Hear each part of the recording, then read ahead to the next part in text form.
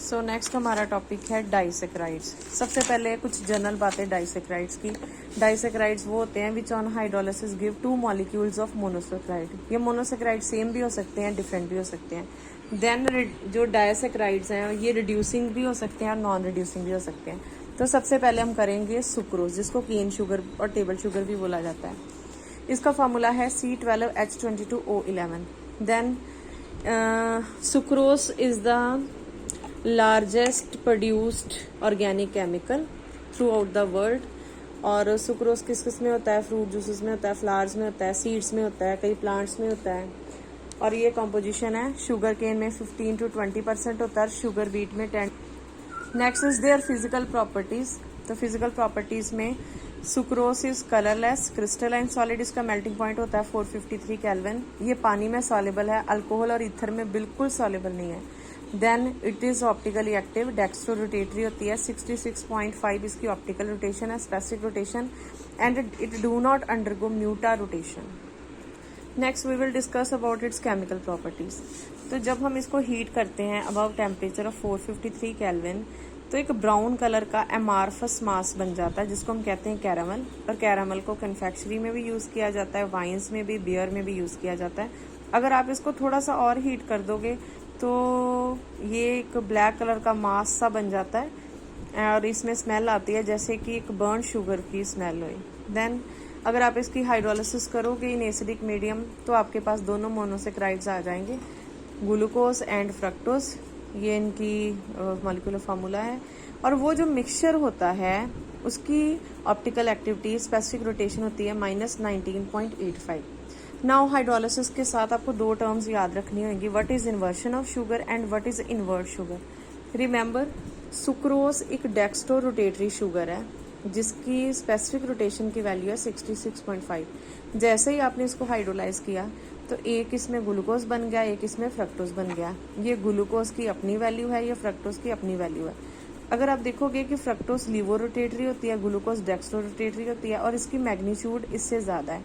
तो अगर हम इसको माइनस करेंगे तो overall it will be -19.85। So we started with the dextro rotatory sugar and we end up with the levo rotatory mixture. ये plus sign है, ये माइनस है, तो ये जो साइन इन्वर्ट हो गया इसको हम कहते हैं इन्वर्शन ऑफ शुगर।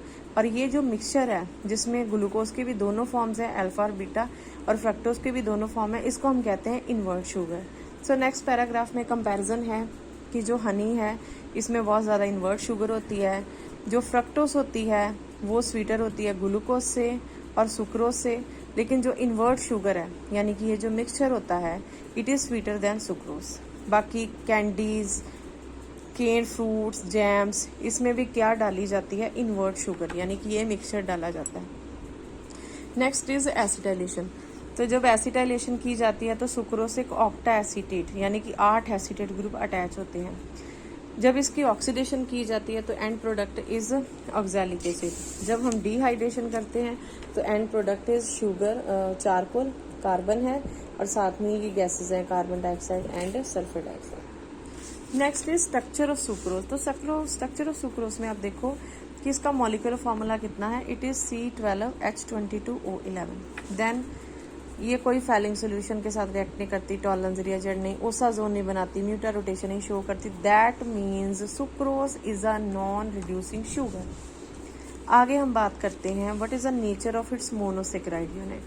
तो नेचर क्या है? जब हमने हाइड्रोलिसिस की तो हमारे पास ग्लूकोज और फ्रक्टोज बन गए। इसका मतलब जो ये सुक्रोज एक डाइसेक्राइड है, इसके अंदर कौन से दो मोनोसेक्राइड हैं?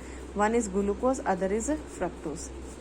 देन ये जो ग्लूकोज और फ्रक्टोज हैं ये इस सुक्रोज के अंदर किस फॉर्म में प्रेजेंट है, जिसको हम बोलेंगे size of the monosaccharide unit, size of the ring of the monosaccharide unit.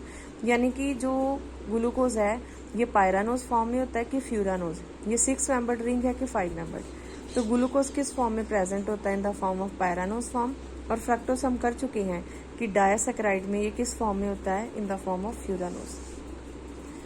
आगे है जी, यू कैन सी कि हमने देखा है ये 6 मेंबर्ड है और ये 5 मेंबर्ड है। 1 2 3 4 5 मेंबर्ड ये फ्रक्टोज है और ये 1 2 3 4 5 6 मेंबर्ड ये कौन सा है? Glucose. Next nature of linkage. तो नेचर ऑफ लिंकेज यानी कि एक ये जो सुक्रोस है, राइट, अब देखो कि ये जो सुक्रोस है इसके अंदर ग्लूकोज है और फ्रक्टोज है, तो ये दोनों आपस में किस तरह से कनेक्टेड है। तो ग्लूकोज और फ्रक्टोज दोनों ने एक दूसरे का हाथ पकड़ा हुआ है थ्रू देयर ग्लाइकोसिडिक लिंकेज। तो नेक्स्ट पेज पे हम आ जाते हैं।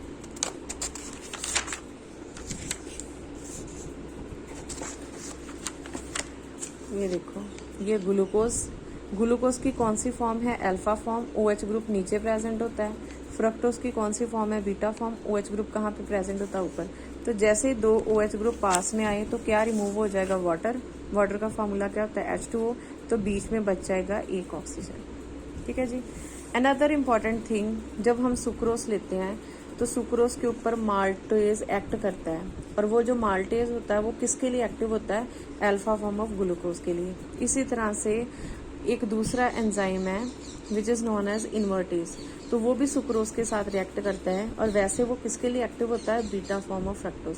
तो ये दोनों एंजाइम्स के एक्शन हमें ये बताते हैं कि ग्लूकोज कौन सी फॉर्म में प्रेजेंट है, अल्फा, और फ्रक्टोज कौन सी फॉर्म में है, बीटा।